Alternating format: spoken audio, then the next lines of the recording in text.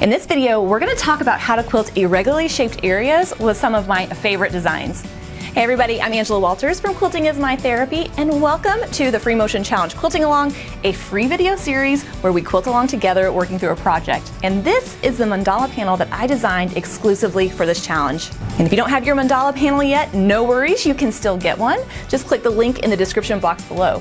Now in this video, we're going to continue quilting our mandala, reaching the blue portion of our panel. I'm going to show you how to deal with those irregularly shaped areas and give you some design ideas for filling them in. Plus, I'm going to demonstrate them on a sewing machine and a long arm quilting machine.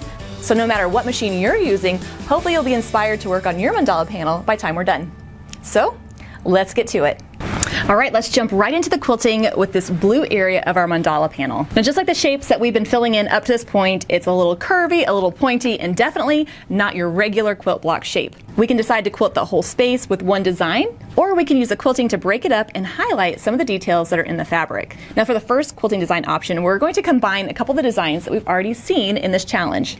Partial feathers, and a little bit of wishbone. It might seem ornate and over the top, but I tell you, it's gonna look amazing. So focusing on my area, I'm gonna quilt the two parts of my feather on the outside, use a little traveling on the detail on the inside, and then maybe add a little bit of wishbone to fill in that area. I'm using a line on the block as the spine of my feathers and quilting those petals so that they extend from there.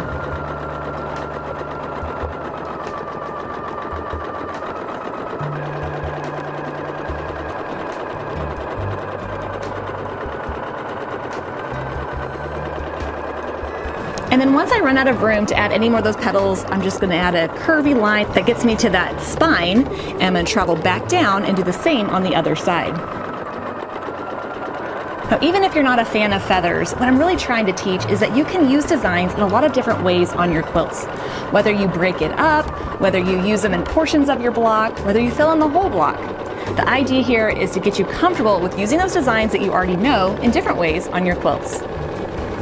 So even if you don't like that more custom type feather, you could do a basic feather, or you could do a different design altogether.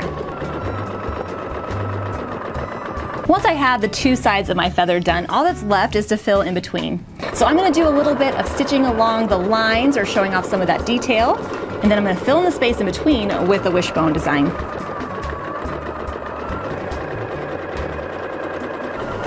Of course, if you like the look of the feathers but don't want to mess around with the wishbone, you can just add another little echo line inside that area and move on.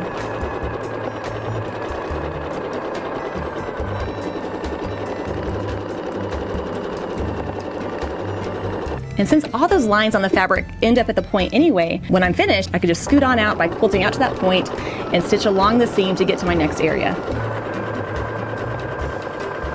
And there you can see that kind of more custom looking treatment of the fabric, treating all the individual pieces in the design as separate and giving it that nice custom look that kind of pulls it together. Now throughout these videos, I've been talking about how to use your quilting to add a custom look and add beautiful texture. However, it doesn't have to be difficult. For those of you that are a little bit newer to machine quilting or you want something a little bit quicker, echoing is always a great option. So basically I can travel along some of this detail, add some echo lines to fill in the rest of those areas and move on. This is actually going to be really great practice because for the first time I'm getting echo lines that are a little bit longer and a little bit different shape. They're not your set curves or your points, it's a more fluid kind of shape. So it's really great practice for those of you that want to get better at quilting smoother lines or even echoing.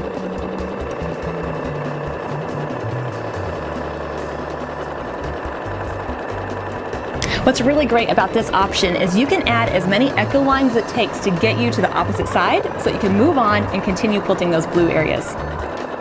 And just like we've seen in the previous videos, those echo lines don't have to be a perfect echo of what you're quilting. You just want to focus on keeping those lines smooth.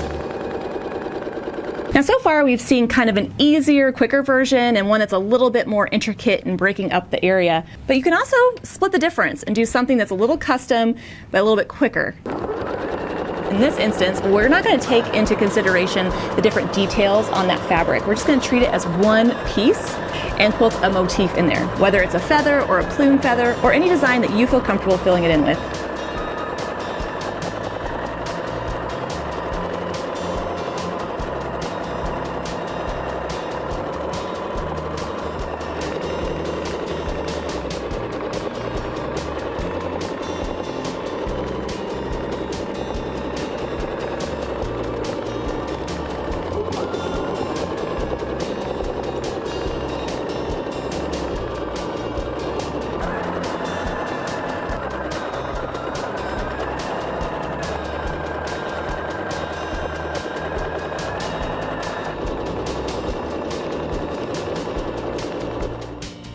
So instead of breaking up that space, I've just quilted that feather so it fills in that shape. Now let's move to the long arm and talk about how we're going to fill in the areas in between our blue sections.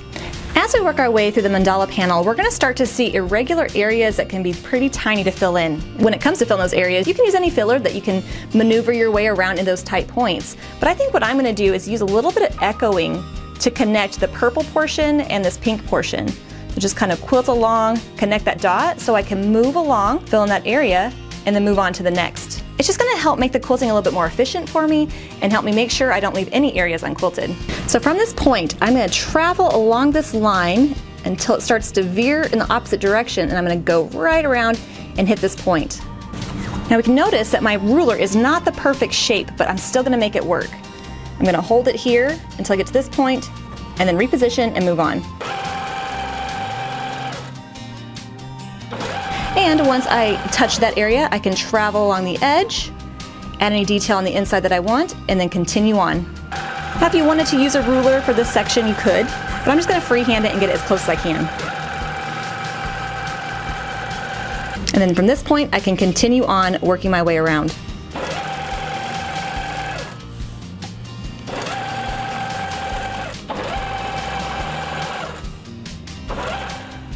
Of course, you can draw a little bit more attention to this area by putting something a little bit more custom, maybe like a motif. We could do a continuous curve or even a feather.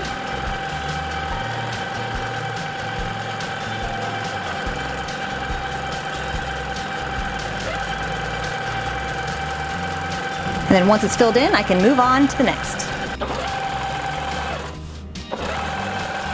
After I've added all my echo lines, I'm going to have a little bit more gap in here to fill in. And at this point, I could add some more echo lines if I really want to extend that piece up in there, or I can just add some filler to really squish it down. Either way, it's going to look great.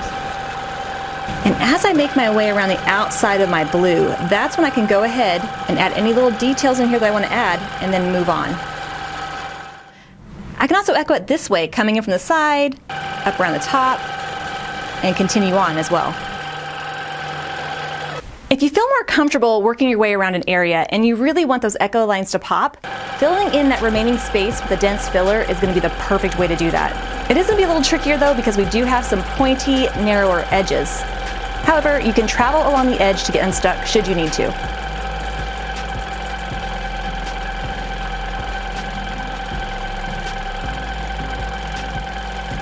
And of course, I'm using this contrasting thread so that you can really see what I'm doing. But to get the most effect out of the texture of this design, using a thread color that blends in with the background is going to give you a really nice result. So if you purchase the optional thread collection, go ahead and use the white or the yellow thread in this portion.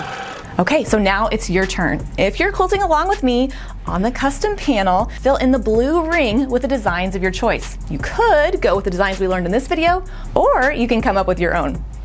And don't forget, as always, I put together a free downloadable PDF with quilting tips and diagrams. Please take advantage of that. All you have to do is click the link in the description box below and it will take you right to it. And just like the prior weeks, if you need a little bit more assistance, a little bit more instruction, you can check out the expanded resource PDF that I put together. It has even more tips and even more diagrams. It's definitely going to help you dive right into that mandala. All right, so have fun quilting, and I will see you next week with the next video in the Free Motion Challenge Quilting Along. Until then, everybody, happy quilting.